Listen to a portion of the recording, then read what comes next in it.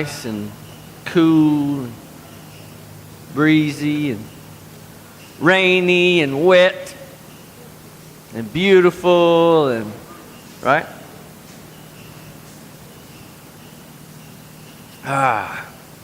Makes me want to drink more water. I don't know if that's a good thing or a bad thing.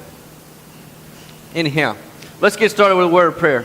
Dear Lord, I just thank you for the day. God, I thank you for the beauty of the day that you made, that we can wake up another day and worship you, Lord, to come together today and just be in your house and worship you and give you praise and honor, Lord. I thank you for that, and I pray that that through your word today that you'll open our eyes, open our hearts, allow us to understand what you want us to hear, to gather it up and put it in our hearts so that we can carry it with us every day.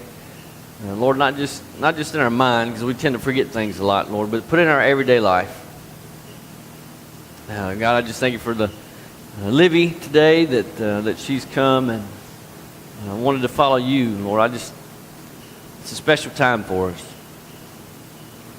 I just pray for her and her family. In your name I pray. Amen. So we're going to have a Duncan in a little while. Miss Livy. We'll get on with that a little later. But I wanted to tell you, as always, I want to start off with a little story. And if there's any young teenage drivers in the room, I'm going to need you to close your ears. Here's the deal. When I was probably 19 or 20, maybe. I drove like extra slow. I was like a grandpa, right? Okay, that was a lie. It was pedal to the floor everywhere I went. It didn't matter. And it was just a very good thing that the truck I drove at the time with the pedal to the floor would only go 85. And I may sound like fast, but to me it was slow. Okay? So anyhow, a buddy of mine had gotten hurt penning some cows one day, and he was at home in Clinton. And I was dating this old girl from Pride. I dated a bunch of girls from Pride. But I was dating this old girl from Pride, and she knew him. And so me and her and another girl, they was riding in one car, and I was in my truck because I had to go home from there. And it was like, I don't know, 10 or 11 o'clock. Why we were going to Clinton at 10 or 11 o'clock, I don't know. I had to be home at 12. Anyhow, so we took off up Plank Road. And I was leading. And I'm telling you, it was the same that day as it was every other day. The pedal was on the floor, the skinny one. Not the big one, the skinny one was on the floor, and it was doing 85. Straight up Plank Road. It's a wonder I'm still alive. Anyhow, we get about halfway up to Clinton on Plank Road, and this white car passes us. I see brake lights, and then I see blue lights. Blue lights were not my friend back then. And they're really still not my friend. Don't get me wrong, I have friends that are cops, and I love them to death. But at that point, they were not my friend. Anyhow, so this old boy flipped around, and I knew what was happening. I mean, what else do you do, right? So I just pulled over. It took him a few minutes to catch up. And he finally caught back up with us and pulled me over. And he said, "You know how fast you was going?" I said, "I got a pretty good idea." He said, and then he went up to the front of the truck, and he looked in my inspection sticker. He said, "See, your inspection's out." I said, "Yes, sir, it is." I don't know, it was out a couple of months. It wasn't too bad. I had one truck that was out 2 years. But anyhow, I had this, he looked at it, he said, "Inspection's out." "Yes, sir, it is. Sure is." And so he went back and talked to the girls, in the other car. They pulled over too, so he got us both. And then he came back up there and got my license, started writing. And anyhow, after all was said and done, he gave me the ticket. And I'm thinking, 30 mile an hour over the speed limit. I was really thinking I was going to jail, to be honest. And anyhow, he gave me the ticket, and he's like, all right, just take it easy. No moving violation. I had an expired inspection sticker ticket. And that was it. Can I tell you that I was one excited cat? I mean, out of this world, because one minute I was going to jail. They was going to put me under the jail. And the next minute, I'm rolling on down the road with like a $200 ticket. Still a $200 ticket. But I didn't get what I should have got, right? It should have been way more than that.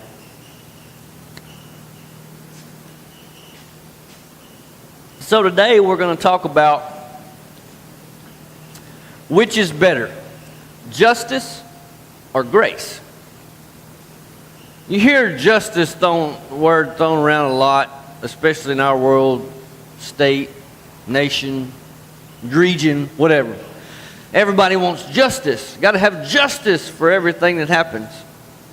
So my question to you is that if you're on the wrong side,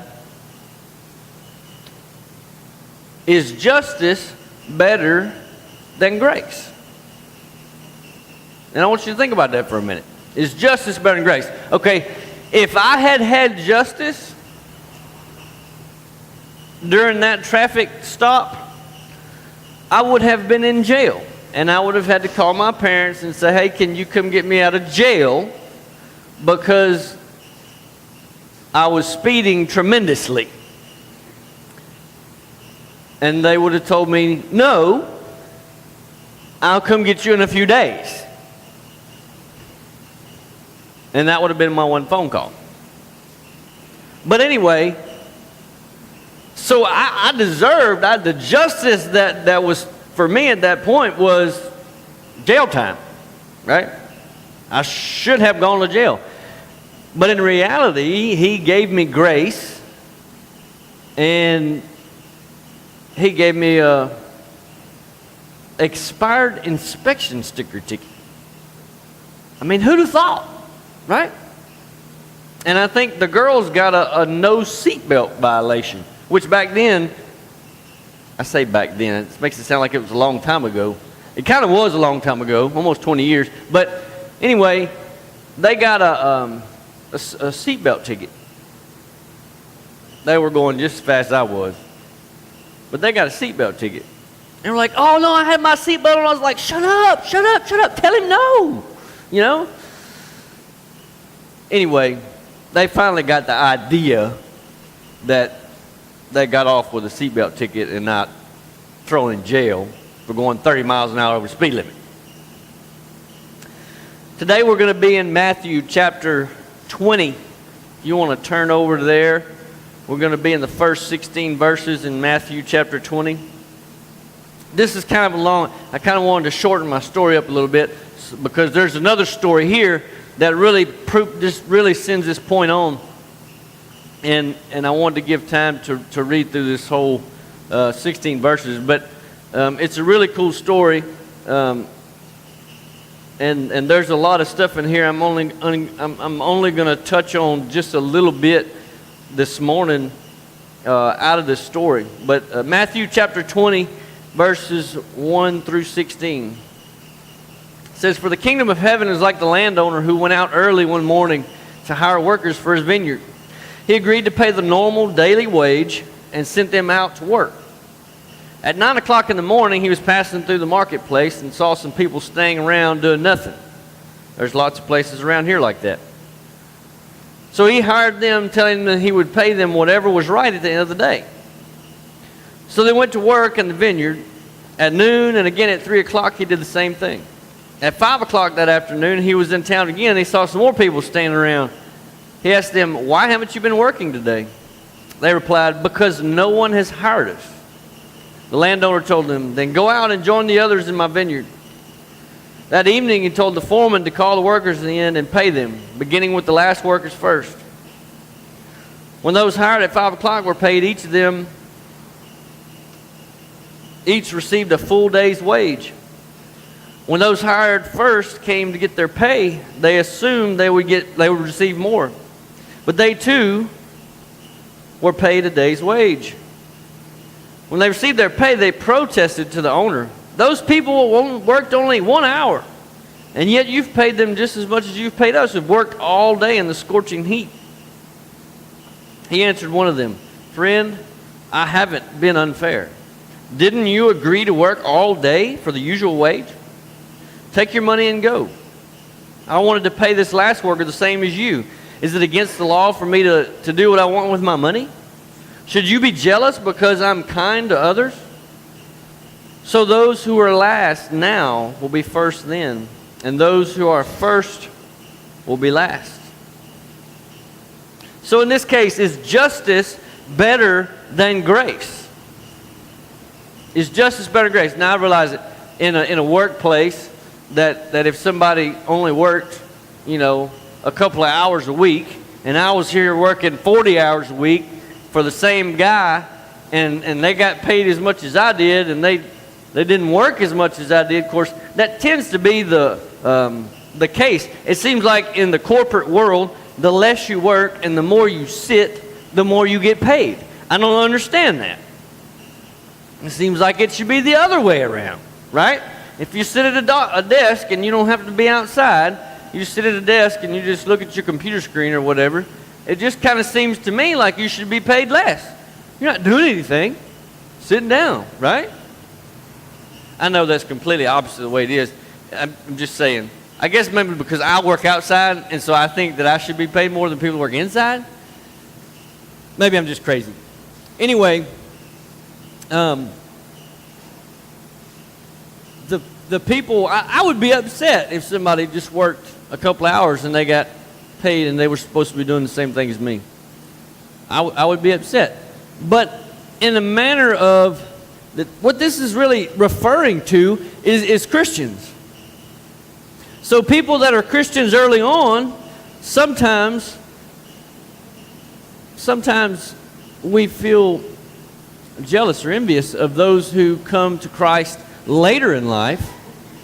They've got to live and do whatever the heck they wanted all their life, and we've worked really hard at being a Christian, and we've done all the right things, and we went to church, and we did this, and we did that, and we were nice to people, and we prayed, and we did our quiet time every day. But you know what? At the end of our life and the end of their life, we're both going to receive the same inheritance. And that is heaven through Jesus Christ. But what he's saying here is that don't be mad when I'm gracious to others. Don't be mad when I'm gracious to other people by giving them the same thing as you. So I've been saved a long time. Long time. Mr. Chad here's been saved, but a couple of years? More than that? I don't remember. Me and him, we're going to get the same thing one day. We're going to get the same deal. But you know what? I'm not mad about that because at least Mr. Chad and I are going to get the same deal. We're both going to get there together. Well, maybe not together, but one at a time. Hopefully. I'm kind of young, got a lot of years left. So in that case, is justice better than grace? Because if we got justice, we would all be going to hell. If we got justice. The justice for us is hell. But yet, we have an opportunity for grace. So which is better for you? Which is better for you? Do you want justice? Because that's what everybody screams about. We got to have justice. So do you want justice? Or is grace better for you? I prefer grace myself. I kind of like grace. Right? I wish people would show me a little more grace. Maybe I should show them a little more grace. Right? So that's the first thing I want to get out of today is justice better than grace? There's 7 things I want to get out of this little passage today. You see, he's talking to some Jews right here. He's telling them this parable. This thing is called a parable, which is really a story, and it means 100 different other things. But Jesus told this parable to these Jews, and what he was trying to get across to them was that the Jews had been God's people for 2,000 years, or however many years it was. A pile of years. And they had every opportunity to please God. God gave them everything. He gave them a place to live. He delivered them from Egypt. I mean, he just provided for their every need. And they kept screwing up and screwing up and screwing up and screwing up, and they're still screwing up. But here at this point now, he's saying that we're going to offer this salvation, this ability to be right with God, to the Gentiles. And they're like, well, that's not fair. We've been working all these years to do what you want us to do, been following the law to a T, which they really didn't. But they're just like, man, we've just been working our whole lives, and now all of a sudden you're just going to give this away to these crazy people that don't know nothing about your law? The Jews were upset. They were mad. So at this point, Jesus is like, do you want justice? Because if you want justice, then your butt's going to hell. But if you want grace, I'll give it to you, and you can come hang out with us here in heaven. That's what he's getting across. He's like, you fools, you don't know no different. Number 3 is it doesn't matter when you come to Christ, it's that you come. It doesn't matter when you come to Christ, it's that you come. Now, don't get me wrong, it ain't a good idea to wait till the last minute. Just say it. It ain't a good idea to wait till the last minute, because you don't know when the last minute is. It could be tomorrow. It could be in a little while, right? We all got to drive. We know them crazy people in Louisiana drive. It might be today. It might be tomorrow. It might be next week. It may be 20 years. It may be 30 years. It may be 40 years. We don't know. It doesn't matter when you come. It's that you come. Number 4, our God is generous with his grace and mercy. He doesn't have to give it to us. He could give us what we deserve. And we already talked about that. That ain't cool. Even though it's what we deserve, it ain't cool. It's like I deserve to go to jail for driving so dang fast.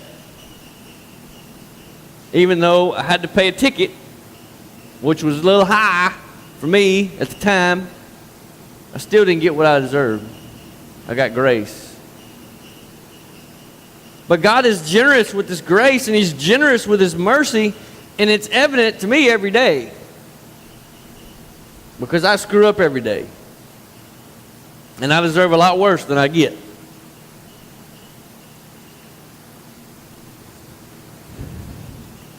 He is generous with his grace and mercy. He is sovereign. God is sovereign over everything. He has control over everything. You talk about the landowner and how he could do whatever he wanted with his money. That is the case. The landowner's kind of like God. He can do whatever he wants with all that he has. And he has everything. So he can do what he wants with everything. He's sovereign. He's like the end-all, be-all. Everybody talks about the end-all, be-all of everything. You know, it's usually the boss is the end-all, be-all. Well, he's like the boss of the boss. Like the boss of the boss of the boss of the boss, right? There's always lots of bosses. God is sovereign. He's the biggest thing there is.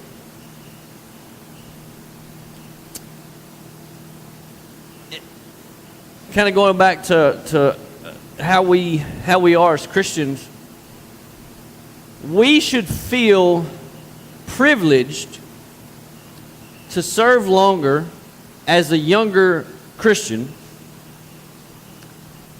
than some other people that come to Christ later. So we should feel privileged that we've gotten to serve longer, because it's not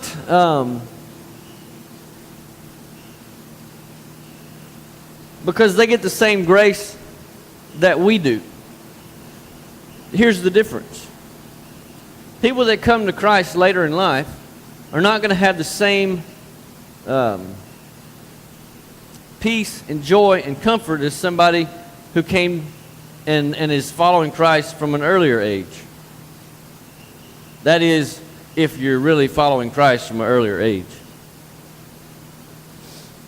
And so we shouldn't be jealous of them because they got to live a happy, a carefree life for most of their life. It's not for us to be jealous. It's for us to be privileged that we get to serve God for a longer time. We find our joy in serving. We find our joy in helping others. We find our joy in God and the grace that He gives us, because we know we screw up just as bad or worse sometimes than others. And number 7, we don't serve God for the rewards here on earth. Everybody thinks, oh, well, I got to be good, and I've got to go do this for somebody else. I've got to go help out at the shelter. I've got to go feed this family. I've got to go do this or do that. So, they probably don't say this, but they probably think it, so that I look good at church, so I look good to the community, so people will come to my shop because I'm nice, or whatever. And so our reasons for doing these things are actually misplaced. They're not in the right place. The reason that we should be serving Him here on earth is because we love the mercy and the grace that He's shown us. See, it's not even the rewards that we're going to get in heaven that should be our motivation. We will get rewards in heaven. But that's not supposed to be our motivation. Then our motives are still wrong for why we do things. We should be serving and serving joyfully because of our love of His grace and mercy that He shows us.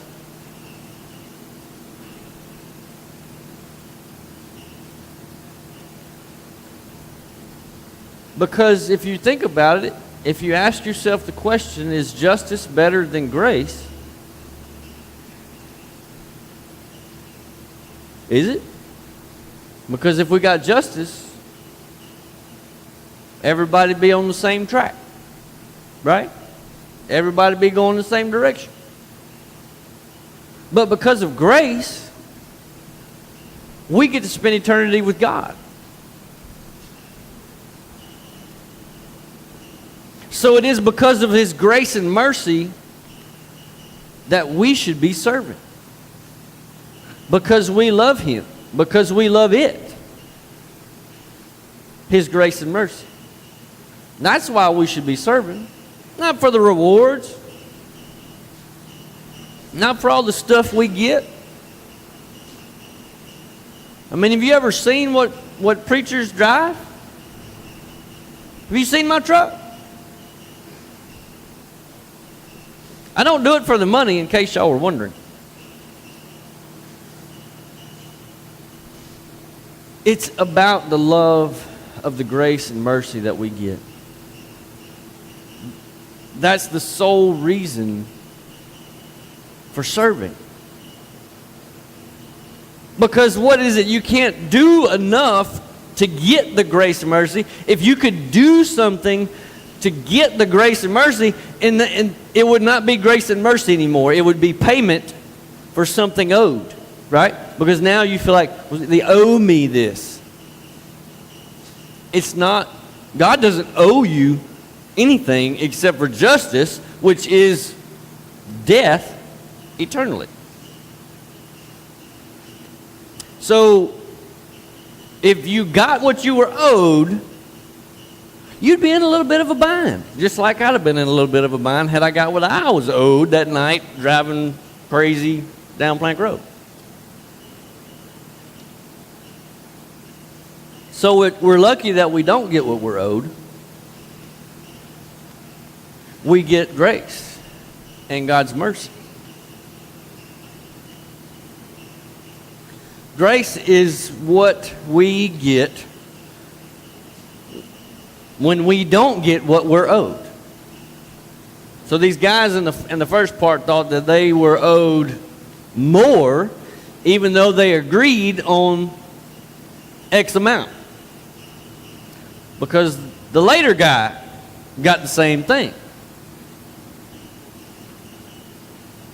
They thought they were owed more, even though they got what they agreed upon. But they all got grace. Kind of the payment there.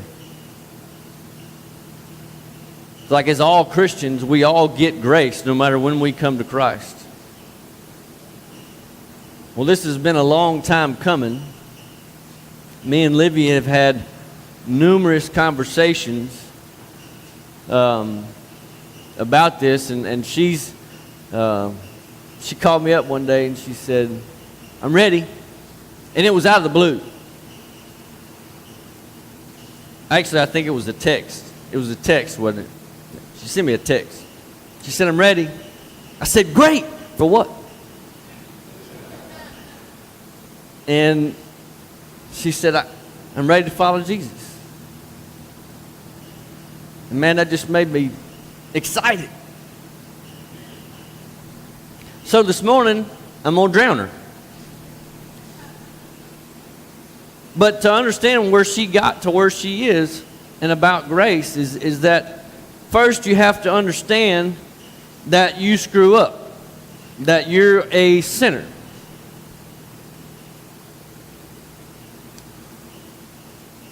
You're not a sinner because you sin. You sin because you're a sinner. And you have to understand that you're in need of a Savior, which is Jesus Christ. And that He came and lived a perfect life and died and was raised again for you in order to cover your sins, to make a payment, to pay off your debt, which is your sin. To pay that off.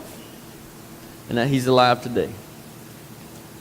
Those are the things that you have to do. And those are the things that Livy has done.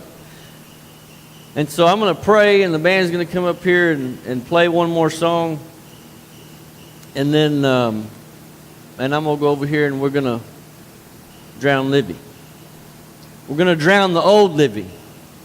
We're going to drown the old Livy. We're going to raise up a new one. Let's pray. God, I thank You for the day. Lord, I thank You for this beautiful day that it's kind of warm, God, but Lord, it's a beautiful day because we get to do this thing called baptism.